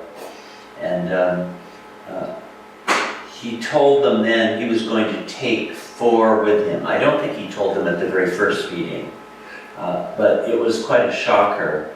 And Baba gave them 4 options. Now, where are these? Yeah, here they are. If any of you has some member of your family who can provide for you financially, you can stay on in Meherabad Hill Quarters, which is going to be in the property of Sarosh. But there will not be any member of the Min Mandali down the hill to give you help in any way. Remember, this was a very rural place and not altogether safe. You can work for your living. This is another option. Giving whatever you can spare to the families that so far have been depending on me. Option 3, you can do what you like and have nothing more to do with me. Baba kept giving this option. This sort of thing came up throughout the new life. For you can leave everything to me and do exactly as I say, accepting with full faith whatever decision I make for you. And this option was not given to the men. Don't worry about it. But the women did have this option. And as it turned out, they all took it, except Khorshid. And some of you met Khorshid. You met, yeah. Yeah. She lived in the trust compound in, 80s, 90s, 2000s. She was one of the, she and Mera were the 2 first women mandali, with their mothers, from before the Manzali Eunuch. Mera met Baba at Sakori Ashram. No, that was during the Manzali period. But I think Khorshid had met Baba already through her father. So and they were close friends. So Khorshid was one of the very first. And Khorshid didn't want to accept Baba's decision. And at this point, they knew nothing about what was coming. But the other women were putting pressure on her, and she said, Baba, I think you're going to separate yourself from me. And she was completely right. The others didn't know that yet, but she had that intuition. And finally, she had a wave of feeling for Baba, and she accepted whatever he decided for her, and she was not among the 4. And now Goher was a newcomer, relatively speaking, just 2 years earlier, and everyone assumed the 4 were going to be Mera, Mani, Meru, who was, Mera's niece, and was kind of a big support to Mera, and Naja. Everyone assumed Naja would be there too, who was there, was Pendu's sister. And so Goher was just desperate and was ready to, thinking of killing herself. But then Baba wound up picking her to come. So there are all these very powerful, poignant stories about what was going on there on the women's side. But he privately told Nadja he would call her. Oh, did he really? Yeah, he did. Her health was not good at that time, and Yeah. he knew she couldn't do the walking part. I see. And in fact, when they got up north, he did call her. Yeah, she wound up being called quite a bit. Yeah, Up in North India and then at Satara. yeah. And Hyderabad, was she there? Hyderabad? so. Mahabaleshwar, yeah. So she wound up being there quite a bit. And he told her that before he left. Yeah. Okay, I didn't know that. But, so the 4 women, You're gonna put that in the next edition, what? that story? This isn't my work at all. No, this story that Nadja was contacted Yeah. and warned in advance. and Well, I'm not doing a history of it this way. I'm just reproducing primary documents. Be a different kind of thing. This is the sort of book where that could go. Was this there? Was that there? I don't remember it. Well, I haven't been told it, but I believe it was in Meherana, but I just read it recently. Very well could be. Yeah. I don't know if Meherana had been published when this was published. Anyway. So here's Go Here. So she said it was the happiest day of her life when she got picked to go. So these 4 women were there in the New Life from beginning to end. And she said, didn't she, that it was the unhappiest day of her life also that day because she was so fearful of not being chosen? Yeah. She was ready to suicide. She was not just fearful, she was absolutely convinced she would not be picked. Yeah. But can I say one more thing Yeah. too? The thing is, that Go Hair was so useful between the men and the women. And she could do many things as a doctor that Nadja couldn't have done. And the other 3 were so secluded. She could play that role. So there's a practical. Yeah, it turned out to be very useful in a lot of ways. Go Here was often the butt of Mani's jokes. Mani loved to tease her. I remember Mani did a skit one time where she wanted Go Here to be a pianist, sort of like Beethoven, you know, temperamental artist. Go Here was anything like but that. You know, was totally self-effacing, utterly shy, hated to act.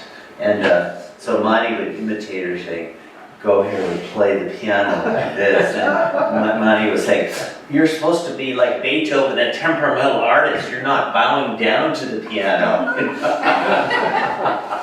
And there's a funny episode in this book where they got her to sing some song.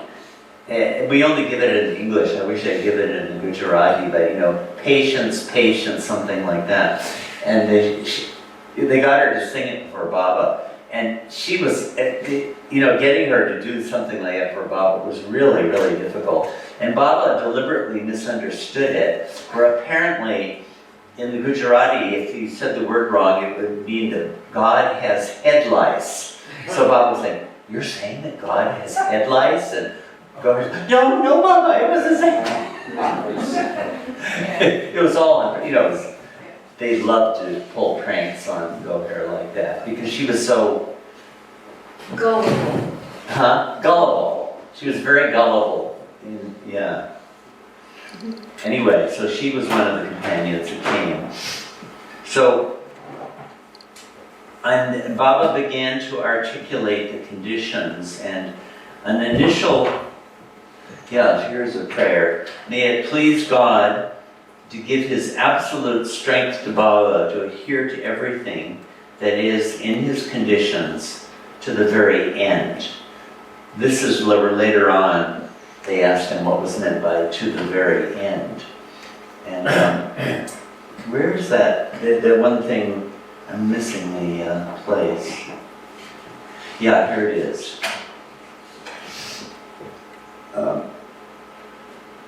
May God help Baba to definitely take this step. Now, again, here's a prayer, and Baba is asking God for something.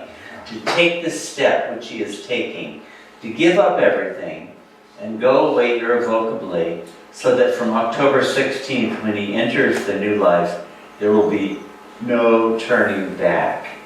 This was the first time during their 28 years of association with him that the Mandali had ever heard Baba ask God for help. They were so shocked and confused that no one could even utter Amen. So this is indicative of the change.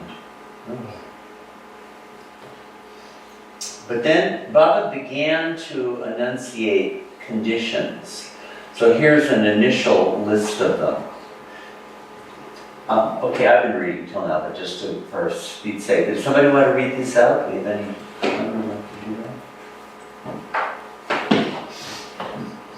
Conditions of the new life.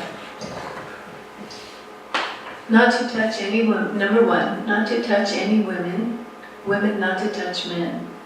2, not to touch money. 3, not to have any connection with anyone. 4, not to correspond. 5, not to read newspapers. 6, to eat food only obtained by begging. 7, not to eat anything before it was brought to Baba, and he with his own hands had distributed it. 8, to speak truth always. 9, not to hurt the feelings of others, even if insulted. 10, to obey Baba's orders in every way. 11, in case of disobedience, Baba should send away any offender and his spiritual connection will also snap. So there are all these threats of that. But then on August 31st, let's see what this is. Yeah. There was a big list of conditions. They were invited back. This is 2 weeks later, right? And they had to say yes or no. And if they did not make an absolute clear decision, their connection with him was gone. And these were the list of conditions. So I'd like to read, I don't know if we should read all of them or not, but let's read some. Because Baba kept referring to this throughout the new life. And this is the full list of conditions. Let's see. Only certain who may wish. Yeah, this is my laser printers decided not to work. This communication is addressed only to certain of Baba's intimate men, now in India, who may wish to share in his new life by being physically near him. The new life will begin on October 16, 1949, and the conditions and orders that will be binding on those who accompany Baba, and the responsibility of any consequences that may follow, are explained in the various clauses that follow. Okay, someone want to read the first couple? We could go around, yeah. Thank you. Number 1, who must make the decision? The responsibility of deciding whether to accompany Baba or not does not rest with Baba, but wholly and solely with each and every person who receives this communication. Everyone receiving it must therefore make his decision and inform Baba of this decision with a clear and simple yes or no. Okay.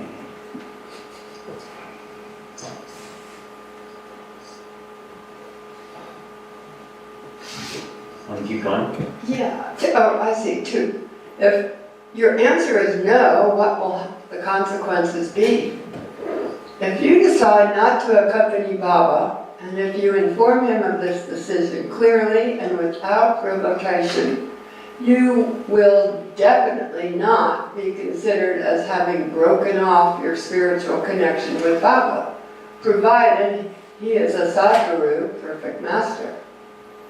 All who thus clearly and unequivocally inform Baba that they will not accompany him will receive from him before October 16, 1949, definite orders as to what they will do. Those orders may be of any kind and must be obeyed. So still, he is allowing for the possibility that he might be a Sadguru. After this, that disappeared. And also allowing for one that he may not be, I think. Sure. Yeah. 3, if you can make a decision, what will the consequences be? If you cannot. Oh, cannot, I'm sorry. Cannot make a decision, what will the consequences be? If you fail to decide one way or the other, or if you fail to inform Baba of your decision clearly and unequivocally, one way or the other, all your connections with Baba, spiritual and otherwise, will automatically be broken off forever. And that's pretty dire, don't you think? Yeah. No bullshitting. Number 4, if your answer is yes, who is responsible for the consequences? The responsibility before God for anything that may happen to those who decide to accompany Baba rests wholly and solely with them, and not with Baba. In order to make this paramount condition, individual responsibility, absolutely clear, Baba wants each one to consider the following points. Now there are like a bunch of these. Yes. 1, in this new life of complete renunciation, you will be utterly at the mercy of all kinds of good or bad treatment that may be meted out to you by others. Whatever happens, you and you alone will be held responsible before God. 2, if accompanying Baba, your dependents or your business or your private affairs suffer in any way, you and you alone will be held responsible before God. In considering this responsibility, you must take it for granted that you will have no opportunities of keeping in touch with your dependents and others by visits, letters, telegrams, etc. 3, if due to physical or mental exhaustion, exposure to the extremes of weather or lack of food, lack of water, bad water, infection of any kind, etc., etc., you fall ill or die, you and you alone will be held responsible before God. It's like existentialism or something. I mean, Yeah, you're responsible for your own everything. Yeah. yeah. I mean, it's pretty absolute, is it not? Yeah. 4, Now look at this one. 4, if Baba should give you any order that may result in your being sent to prison or in your being assaulted or even killed, you and you alone will be held responsible before God. So you can't go say to God, Baba told me to do it. You're responsible. And yet, you have to absolutely obey him, but be 100% responsible for it anyway. 5, if you should disobey Baba and he should send you away from him, you will not hold Baba responsible before God for your future, whatever that future may bring. If also, without any fault on your part, Baba should send you away from him, you will not hold him responsible before God for this. Even if you're faultless and he sends you away, you're still responsible. In this latter case, however, your spiritual connection with Baba remains, and he will give you definite instructions which you will have to obey. So there's still a spiritual connection. There's at least that. He's admitting spirituality to that degree. And he's also admitting an external God. Yeah. There is no doubt that there is God. Yeah. 6, the decision that you give to Baba will be considered by him as irrevocable, and he will not accept any change of decision from anyone once it has been given to him. So this is on this day. They had been given these conditions earlier, but on this day they had to give their absolute irrevocable answer. Thus, should you fail at any time to abide by your decision, whether yes or no, and also should you be sent away from him for having broken any of his orders after joining him, you may go where you like and do what you like, and your spiritual connection with Baba automatically broken off forever. Your future then rests in your own hands, and you alone will be held responsible Before God. for it before God. There are all these warnings about your connection with Baba being completely broken. 7, if as a result of your having been sent away by Baba, you should take any misguided step, such as becoming addicted to alcohol or drugs, or if you should commit any desperate act, such as suicide, or do anything that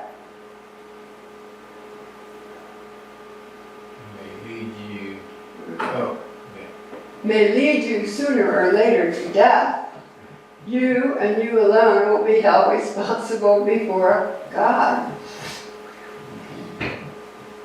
Anyone else want to read? This cheerful reading, Yeah, light reading. there we go. Melinda? All right. Solemn declaration. Oops, sorry. Wait. The solemn declaration got snatched away. Okay. Up a little. Oh, there it is. Yes, a solemn declaration for those who decide to accompany Baba. Okay. If you decide to accompany Baba, you must, on August 31st, 1949, solemnly and in absolute and undivided sincerity declare before God the impersonal, the absolute, in the presence of Baba, that you have made this decision of your own free will, and that whatever the result of that may be, you alone are responsible. So in the new life, it seems like God, the impersonal, the absolute, was the focus. Not any kind of master, not even a personal God.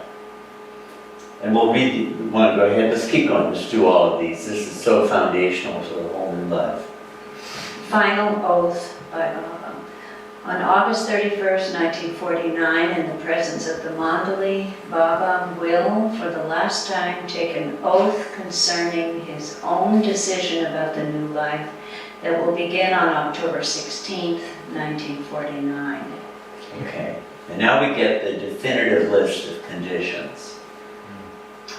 The conditions that will be binding on all those who accompany Baba are these. Number one, first and foremost, all those who accompany Baba must take it as an absolute and unqualified certainty that they will not receive even the slightest spiritual or material benefit, or indeed any benefit whatever. On the contrary, they must be prepared for every kind of disappointment and adversity. Two. And I do notice, being a lawyer for the opposition, I'm joining the team of the King of the Worms for a moment. Baba did not actually say that they won't receive any spiritual benefit. He's saying they must take it as an absolute certainty that they won't. In other words, he's speaking to their intentions. Obviously, they benefited spiritually. I mean, who can, from the long-term perspective, from years later, of But they course. shouldn't count it. Huh? They shouldn't count on it. They Or should do it be for that person. Do it. out of their mind altogether. Banish the thought. Before God. Before God, right. Not just a casual promise, but a promise before God, not to have it. I mean, man, I can't imagine, anything, conditions more seriously proposed than these. I mean, there's no wiggle room. And it puts to the line the existential proposition of Camus that you are surrendering to the benign indifference of the universe. Yeah. Because there's a person there, Yeah. a being, God. It is before God. Absolutely before. God, absolute and impersonal, is all of this is being proposed by all of the companions and by Baba. He's going to give his own oath before God. If you are Yeah. If you are physically handicapped in any way, or if you have frail health, you should not accompany Baba unless you are resolved to die. Medical, nursing, and special care of any kind, mental or physical, should not be expected. On the contrary, Baba will expect you to take care of him. 3. Keep going. Yeah. You must be ready to join Baba on October 16th, 1949. Baba might go from place to place on foot or stay indefinitely at any place.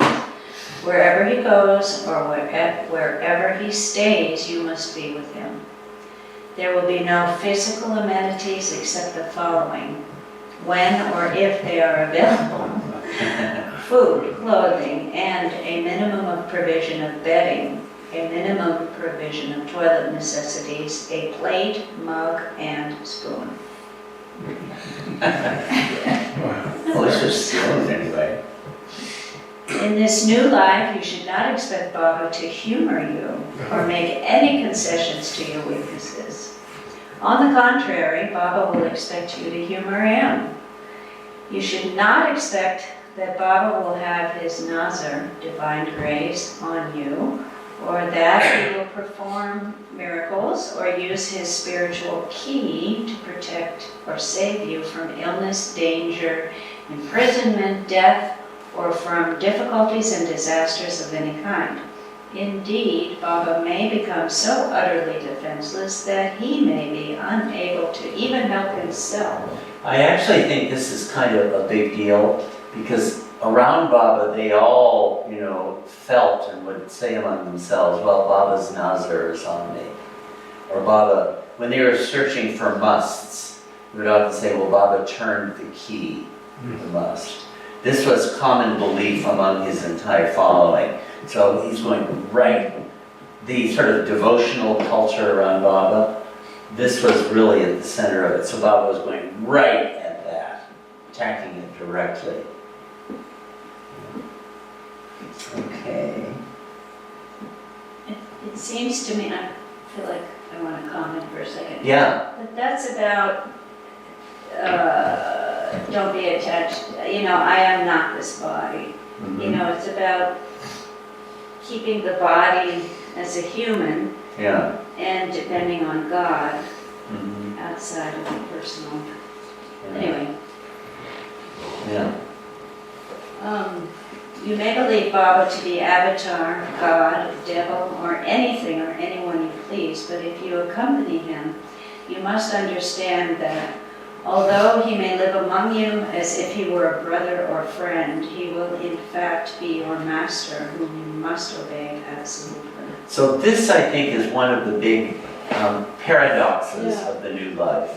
Is there a master or is there not? Because in many, many respects, Baba was trying to dismantle that whole system of relationship. But in one respect, it was certainly there. They had to obey him. It seems it came down to that.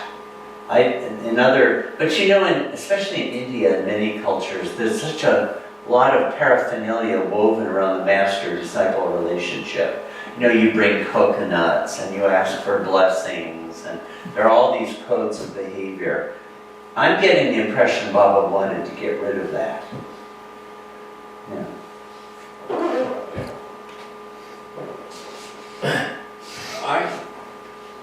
I grew up in the Merchant Marine, and before I went on a voyage, I had to sign the articles of shipping out, a formal document that basically I pledged my life to the ship and the captain. And the conditions were stated in similar, a similar construct.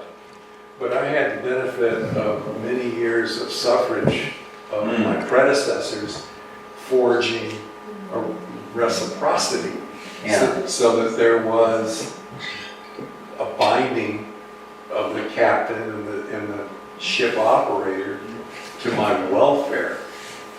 In this compact, There's none of that. there's none, no. It's a one-way deal. And yet there's still the master to whom I am obligated. And once out in the unknown, as I was at sea, so the Mandali who companioned Baba in this adventure were bound to him without that understanding of reciprocity, because they had acknowledged only they were responsible Before God. before God. Yeah, the absence of reciprocity is a very conspicuous feature of this. It would be more comforting to sign on to Shackleton's cruise to Antarctica than the New Life. And the thing is, they had the opportunity to say no. But once you said yes, man, you are signing away all your rights completely. Yeah. It's not just your rights. He's made it very clear you do not gain anything. You don't gain Spirit on the spiritual level, or you might think you get something, you get zero. And he's going to underscore that all the more in what's coming up. Let's see, maybe we can jump on. You must not expect to receive so-called spiritual instructions from him. This is part of the attack on spirituality. You will have to obey any order. He might, now this is what they found the hardest. He might order you, for example, to do anything to his own person, such as to spit on him, to kick him, to abuse him, etc. And this often happened. This is what they really found hard, hardest of all. And you will have to obey such orders without hesitation. Baba might also place his head at your feet, or might wash your feet, and you must not object or hesitate or show any emotion should he do things of this kind. Should you show the slightest objection, hesitation, or emotion in any of these contingencies, he might send you away from him. Yeah, this was the very hardest. Okay, and so somebody read out, this last is going to underscore some of these things. Yeah, Fred, you want to? Conclusion, it must be clearly understood that although every condition and standing order listed in this communication is absolutely binding on all who decide to accompany Bhau, Baba himself is not only not bound by any order or condition, but is also absolutely free for all time to give any order to anyone, and that such orders might change or even nullify any or all of the standing orders and conditions. And just to anticipate a little bit, in practice, Baba did act as though he was bound by the conditions. Almost always he did.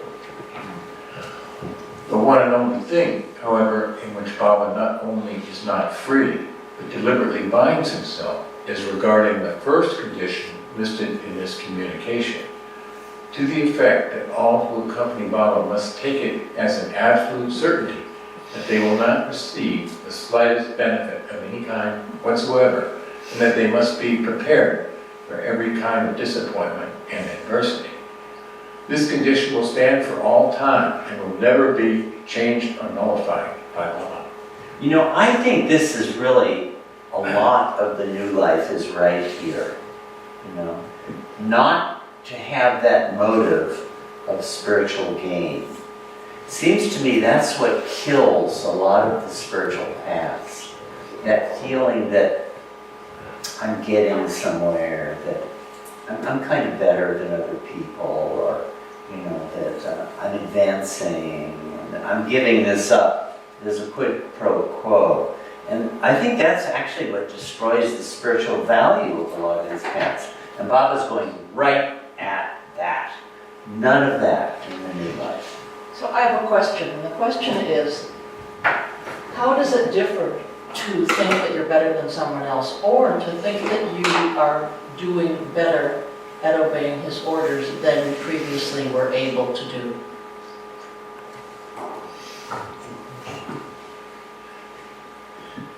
Well, I think maybe that problem was dealt with by the fact that it was almost impossible to satisfactorily obey his orders. You know? Baba did, well, I forget exactly how he put it, but the question came up about if, you know, Baba, if we obey your orders satisfactorily, will you send us away anyway?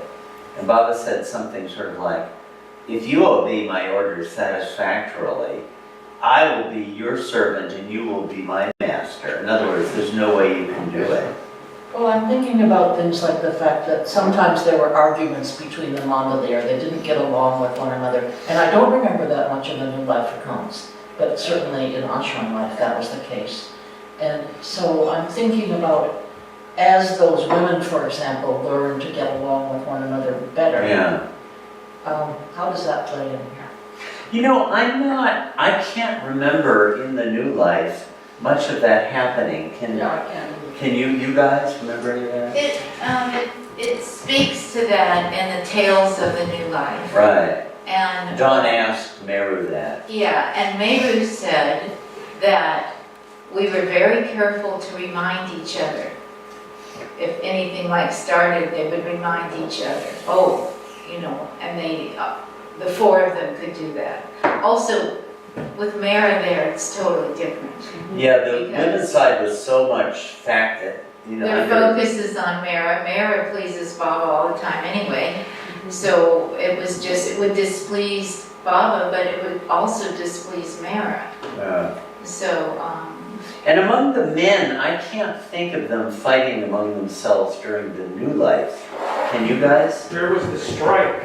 There was a strike. There was a strike. There was that case. And there was, I'd have to look back to get the specific things. I seem to recall that there were a few setups where there were arguments. It happened during the ghee business. They had some quarrels. Right. Yeah. And some other things that, I can't remember whether it was in Tales of the New Life, where there were certain setups that were referred to pit one person against another. But I'd have to go back and try to find those. Let's keep our eyes open for that as we go through. Well, in addition to the ghee business, there was another instance where it was dividing up of labor. Yeah. Not equitable. Well, I remember that happened with the ghee business. It happened before then too, when they, somebody had to get water, someone had to cook. Yeah. And it wasn't equitable. They were at liberty to express things like that when appropriate, but they could not criticize. There couldn't be any personal animus or anger about it. And that came up a lot, actually. But this is a good question. So in a way, it was learning to deal with differences without animosity and anger. Yeah. That was the lesson. Yes, that's right. Their really expression of anger was absolutely prohibited in the New Life. But you could honestly express your view of things if that element wasn't there. Yeah. So, okay, it must, do you want to go on, Melinda, or anybody else? Right. It must, in addition, be absolutely clear that Baba will also never give any order that will absolve any of those who accompany him of their individual responsibility before God for any consequences that may follow. Thus, if you decide to accompany Baba, you must do it as an absolute certainty that the responsibility before God for each and every consequence rests for all time wholly and solely with you and you alone. And that Baba will never give an order that will change or nullify this responsibility. It seems to me that we're talking about the New Life now and in the future. This is one fundamental responsibility. No blame shifting. We are wholly responsible for ourselves and cannot blame anyone else, not Baba, not God. I'm answerable before God. That is always going to be there, right? I mean, it just seems like Baba has really hammered that home. Let's see. I have a question. And Harry Baba says, he'll never nullify the conditions. So, when the reading was completed, a profound silence pervaded the hall. I can't imagine why. Huh? Question. Oh, yeah. Yeah, Barbara? No.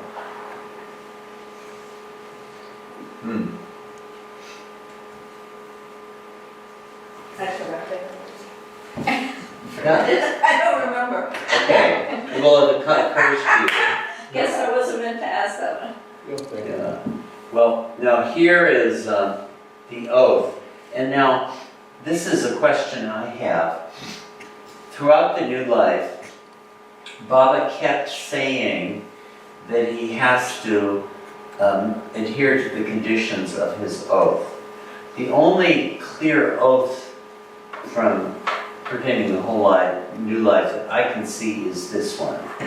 But on the very first day of the new life, October 16th, when they started out from the level of crossing in Amadungar, Baba had them all stop for a minute.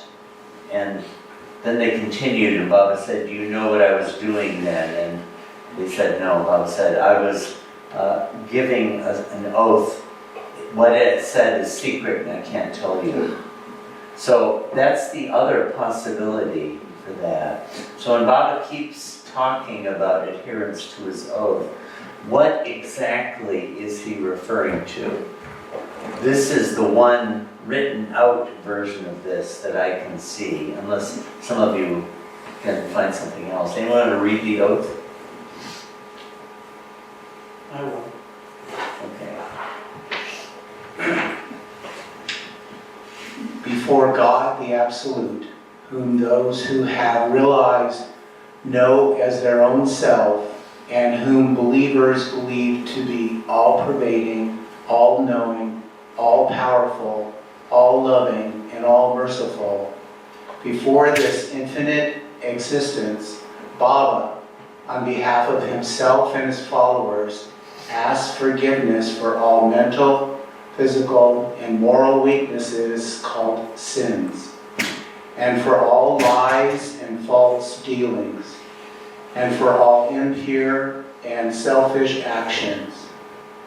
Before this infinite God, who ever was, ever is, and ever will be, Baba decides today on the new life that he and those who accompany him will enter from October 16, 1949, and lead until the end.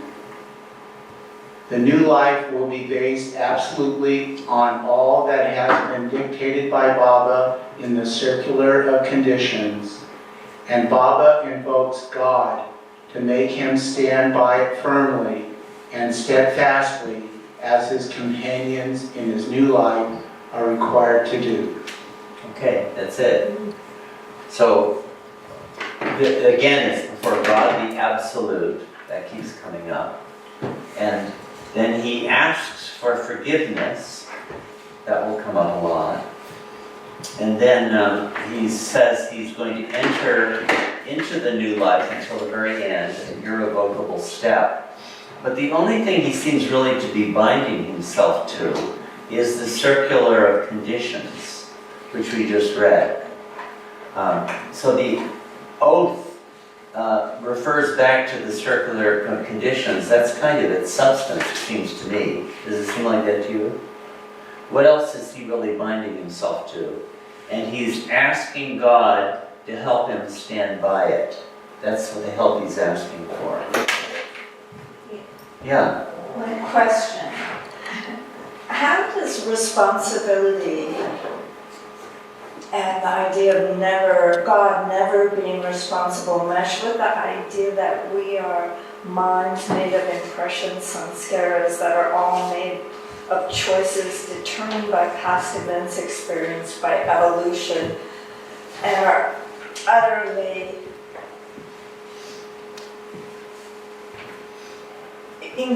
we're incapable of escaping our choices? And how does forgiveness at all fit into this scheme? That, I mean, like that, when I'm reading this book over and over, that's what keeps coming up for me. Yeah. And when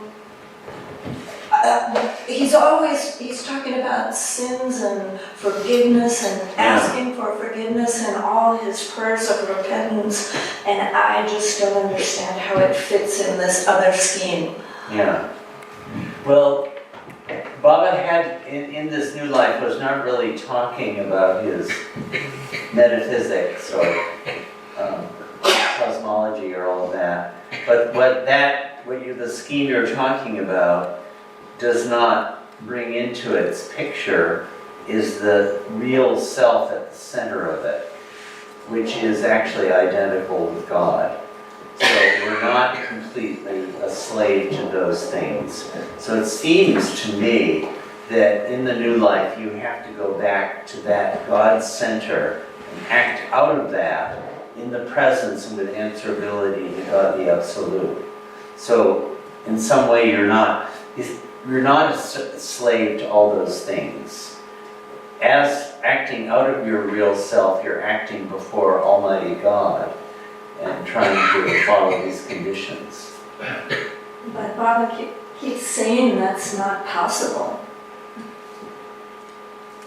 Doesn't he? Well, did he really say that? You know? Well, it's one of these desperate positions that he puts us into. Yeah. That you're given an impossible task, do it. Yeah. He did bring that up. When we get to Manonash, that question will come up again. Actually, you're anticipating that. Where he talks about the conventional paths to God. Yeah. Let's keep that question alive too. Baba did bring up about, when he was in Belgaum, about if Baba gives you impossible orders, the Mandali, the companions are asking him this. And Baba did say, okay, use your common sense. I'm not going to ask you for things that you absolutely can't do. What would be the point of my asking for that?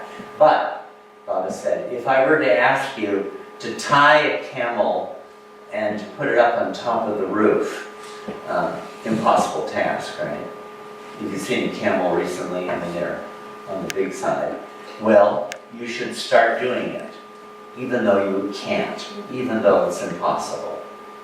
And that would be obedience to him, even if you absolutely fail. So even if you can't do it, try to do it anyway, obey. Like Baba said, where was this? I forget where this was, but if he asked you to fly, well, start flapping your arms and try to fly, you know, even though you can't do it. Like that. No, these are very good questions. When we get back to Manonash, this will come up again in a big way. Yeah, Brian? So, I think there's a little more here than maybe, go to the top again. So basically at the top, it's, Bob was saying in the first paragraph, Yeah. before God, okay, and then qualifies out of it. Before this infinite existence, Baba asked forgiveness. So to me, for himself and his followers, to me that's very significant there. And then the next one is that Baba's decided that this is when it's going to start, and then that it's going to be based on those things. And then it's kind of interesting how invokes God to make him stand, Baba, to make Baba stand by firmly and steadfastly. Yeah. So, Anyway. and so I think it all holds together pretty well, actually. Yeah. So. Yeah. Yeah, no, I do too. It's actually asking for God's help to do it. So God could help you to do it, right? God What do you think? Huh? God can make him do it. Yeah. Yeah. Anyway, this seems to have been really foundational to the whole new life. Baba kept referring to it. Let's see, it's almost time to stop. Let's see if there's anything. So then, so they all had to decide, and I forget the exact number who said yes. I'm forgetting at the moment. But Baba then wound up telling certain of the ones who had said yes not to. Like one of them was Balma too. And if you ever met Balma too, the reason was obvious. He was so frail. I mean, he just couldn't have done it. And Minu Karash and others. And apparently, Baba gave a hint to Padre to say no. And everyone was shocked when Padre did say no. But it turned out that he was much more useful. He did all sorts of stuff for the New Life. He built the caravan, he dismantled the huts up on Conclusion Hill. He built the little straw hut for the 100 Days Seclusion, like that. And Baba gave Ghani the hint that he wanted him to say yes. And this is my understanding of that. Ghani, the danger, as perhaps some of you might agree with me on this, is that it might become a bit on the heavy and the serious side. Wouldn't you agree with that? I mean, whereas Ghani would bring in levity and would make fun of things, and I think that was really important for the New Life, not to be weighted down by the seriousness of the conditions. And so then they wound up having 20 of them who were selected, and those are the ones who set off on October 16th. And maybe we should be winding down now. Does anyone want to bring up anything? I have a question about Duncan. Did he bring levity also? I get the impression. No, I don't think so. Yeah, it's he looks like it, he looks young and active and all those things, but Yeah. No, I don't think he was a humorist, especially. very English in a certain way. He was very English. I think he was very good on the obedience front. And he was very tough.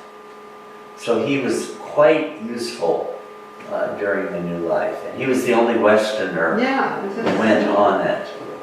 And I remember when I asked Erich about Duncan way back in the 70s, Erich said always throughout his whole life with Baba, he had a really hard time with the food. Did you know that? Yeah. The food really disagreed with him.